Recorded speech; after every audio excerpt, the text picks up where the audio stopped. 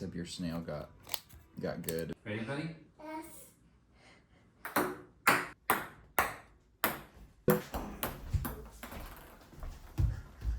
So back in the second episode of this design diary, I ended the episode by talking about what I ended up calling an ant hole problem. To recap that, I was trying to decide if the issue I was having with the game was that the cards just weren't balanced, or that each of the individual cards weren't fun enough, or if actually the problem was on a more fundamental systems design level, that I needed to kind of change how the game worked in a more fundamental way. My conclusion at the end of that episode was something like, I'll just run with what I've got. I'll keep working on the cards and not move to a lower level systems problem. We're just gonna go with what we got for right now. I was kind of wrong. This week I did go down to one of those lower levels and redesign how the cards behave. I'll show you. So I hope you can see this. Normally the cards only had one action before, where maybe one of the energy types, in this case dirt or water, would activate an ability when that bug got played. Now they have two. That's one of the big changes. The other big change is that I added this keyword which is called each turn, which basically means, if you've seen the rules explanation, whenever you play a rest on a bug, typically you only draw a card, but now if that bug has the right energy type and they're not covered by another bug, there's this kind of passive action that happens every turn. One of those was a great change, namely having two different actions that a bug can take on their turn. Because at that point, you can either activate one of the actions or the other one, or you can make a smart play once you have enough energy down in that column that both of those actions trigger. That was super fun. It created this extra wrinkle of complexity without asking too much more of my player. This each turn thing, though, that you have to check every round, that really didn't work. I wish I had something more conclusive to say about the ant hole problem other than I was trying to work on a higher order problem, like just look at the cards themselves and solve the problem that way. I was just unsatisfied with what I was coming up with. It didn't feel fun after playing the game a few more times. So then I started to dig a little bit deeper and looked at the underlying systems that I could change. I guess it was intuitive to some degree. I was kind of trusting my gut and just the product of a lot of playtesting. Speaking of playtesting, I do want to highlight the last couple turns of a playtest that I had with my friend Cameron, where I was pretty happy with how they turned out. They turned out really dramatic. I think he and I were both pretty invested in the strategic choices we were making, and it just felt like a proof of concept for how I wanted the game to feel.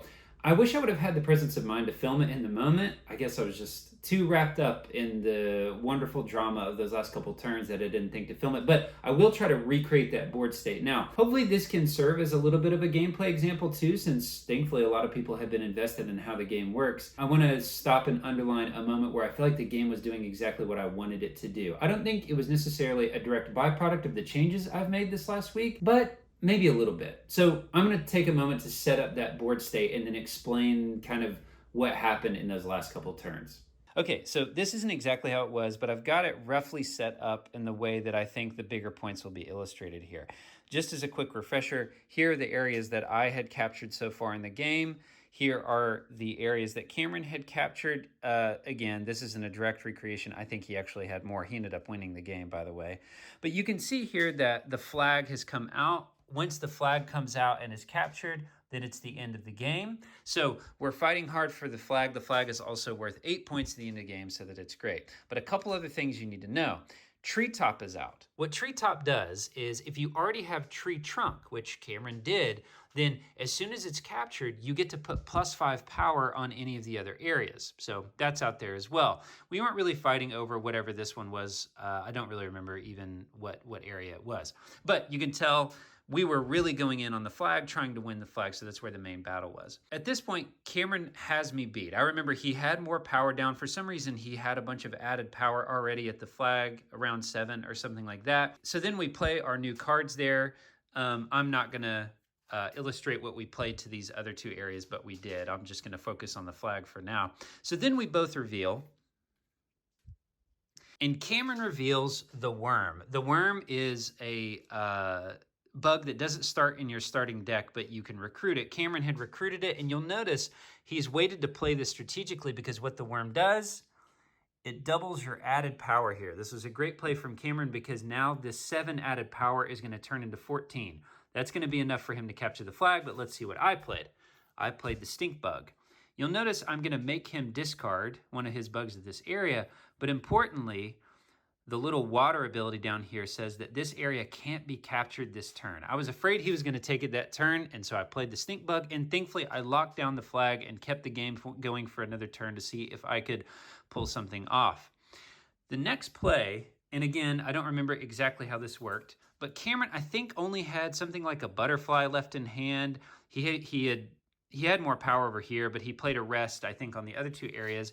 And then I played what I had been waiting to play, which is the fly, a pretty low power guy, but you'll notice he adds power, and then you move all of your added power to this area. And I remember I had a decent amount of added power at the other areas, and then the power from the other areas got moved to this middle area. Again, anybody trying to check the math here, I don't remember exactly which cards were here in the middle, but I do remember something really important, which is that at that point, once I used the fly to move that power in the middle and Cameron didn't have a great play on that final turn, we were tied at 25 across the flag. And if you saw my earlier rules explanation video, you know that if you're tied above the capture target of 20, then you keep playing. So Cameron and I looked at each other like, oh my gosh, we tied. We're going to have to keep playing, except we had to check one more thing because Cameron had played something else over here. It was his huge rhino beetle, and he captured treetop. And if you remember what treetop does, as soon as you capture it in a set with tree trunk, you get to add 5 power anywhere. Cameron adds 5 power to the flag, and he won the game. Again, pretty dramatic, pretty fun, tapping into all the different little puzzle pieces of the game to result in a pretty thrilling conclusion. That was encouraging, to feel like this single deck of cards distributed between us and in a game that only took about 45 minutes built up to this pretty dramatic conclusion. That's what I'm trying to design towards. So yeah, an encouraging week as far as fiddling with the design so far. Thanks for watching.